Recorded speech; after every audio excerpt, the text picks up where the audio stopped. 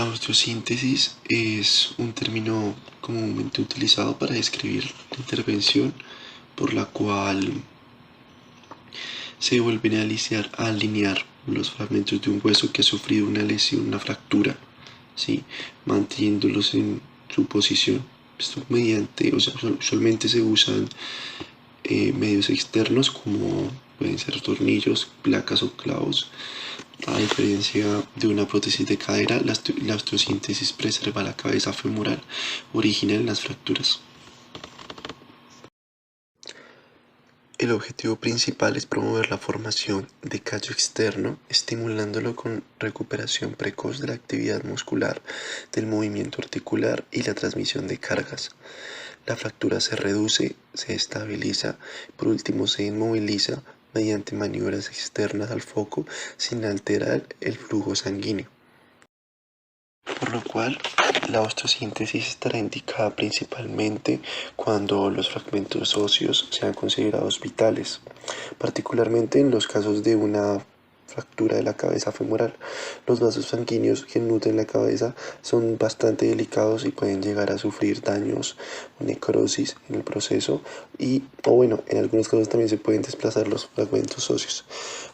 Para estos casos, a pesar de que una osteosíntesis la vuelva a poner en su lugar, la cabeza femoral sufrirá, como se venía diciendo, muerte celular y eventualmente colapsará, siendo necesario colocar una prótesis de manera permanente.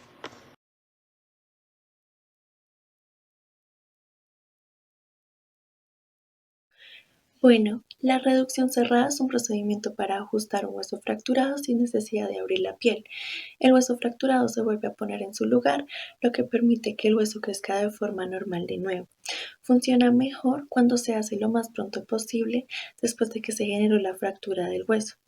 Trae como beneficios que mejora las posibilidades de que la extremidad luzca normal y que se pueda usar normalmente una vez sane. Ayuda a que el hueso cicatrice rápidamente y de forma fuerte. Quita la tensión sobre la piel y disminuye la hinchazón y el dolor.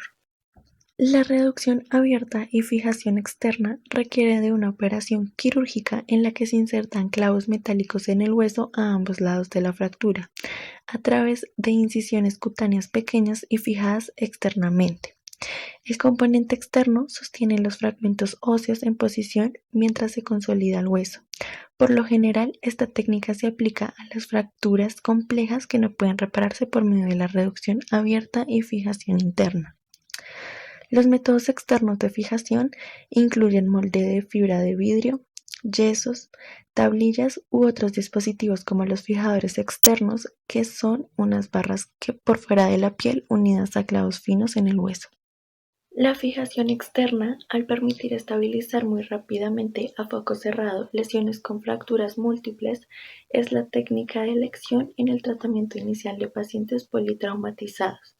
El método suele permitir una reducción a foco cerrado y permite en todo momento adaptar la elasticidad del montaje. Favorece la obtención de las mejores condiciones biológicas para la consolidación ósea. La fijación externa permite realizar una revisión en caso de reducción inicial imperfecta o de desplazamiento secundario.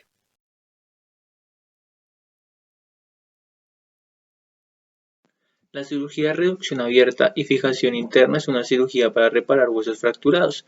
Reducción abierta significa que el médico realizará una incisión para llegar a los huesos y volverlos a colocar en su posición normal. Fijación interna significa que se colocan tornillos, placas o varillas en el hueso para mantener en su lugar mientras sana. La fijación interna no se quitará. Esta cirugía se realiza en un brazo o una pierna para reparar fracturas que no se curan adecuadamente con solo ponerle un yeso o una férula.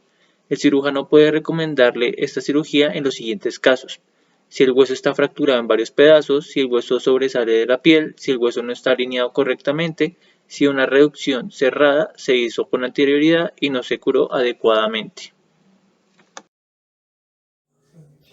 La cirugía puede disminuir el dolor y ayudar a que el brazo o la pierna fracturados se curen correctamente. También ayuda a restablecer el funcionamiento normal del hueso y evitar aún más lesiones. Los riesgos con esta cirugía están asociados, como con cualquier otra, sangrado que requiere transfusión de sangre, infección, reacción alérgica a la anestesia.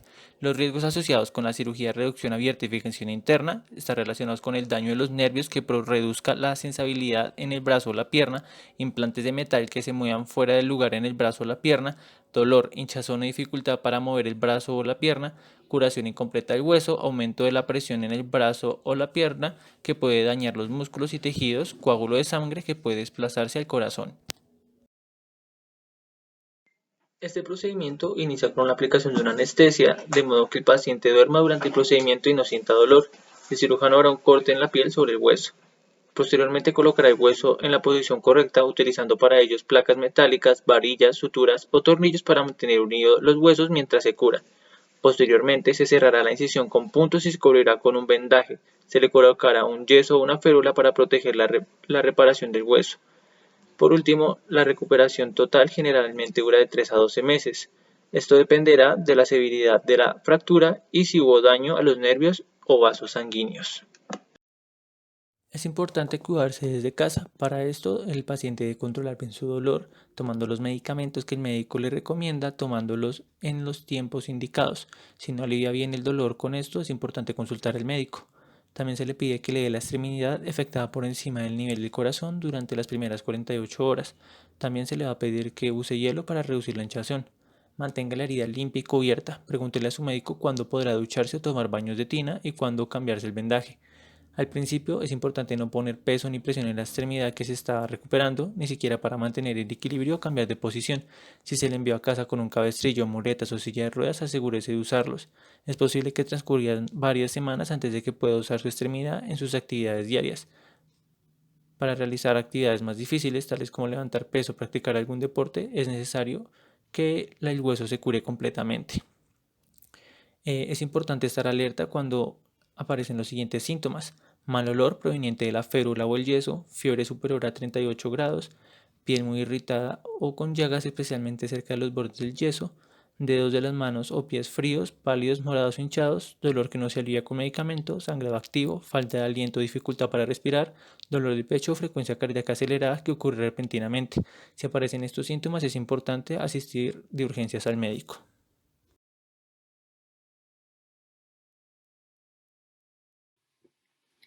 La fijación por clavos endomedulares se utiliza generalmente en fracturas de huesos largos. Esta se lleva a cabo ya que si se clava un objeto a lo largo de su estructura, se va a generar una presión negativa, lo cual va a conllevar a un arqueamiento elástico del implante contra su estructura. Además, esta fijación interna va a ayudar a transmitir las fuerzas de un extremo a otro. En el caso de una fractura, va a producir tensión en el implante. En cuanto al diseño del clavo en la sección transversal, este tiende a ser más ancho que el canal medular y tiende a tener forma de trébol, lo cual va a permitir mayor ajuste a la cortical interna y por lo tanto una fijación más estable. Asimismo, el clavo fue diseñado con una ranura longitudinal con la idea de que esta sección abierta permitiese la compresión del clavo gracias al estrechamiento del canal medular, con lo que se pretendía, adicional a esto, controlar la rotación de los segmentos fracturados. Esta técnica se lleva a cabo junto con otra muy importante, la cual es el bloqueo. Este sistema se utiliza ya que aumenta la estabilidad de la fijación, ampliando los objetivos del enclavado y se utiliza generalmente para fracturas en los extremos distales y proximales, lo cual también va a permitir tratar fracturas complejas, segmentarias e incluso multisegmentadas.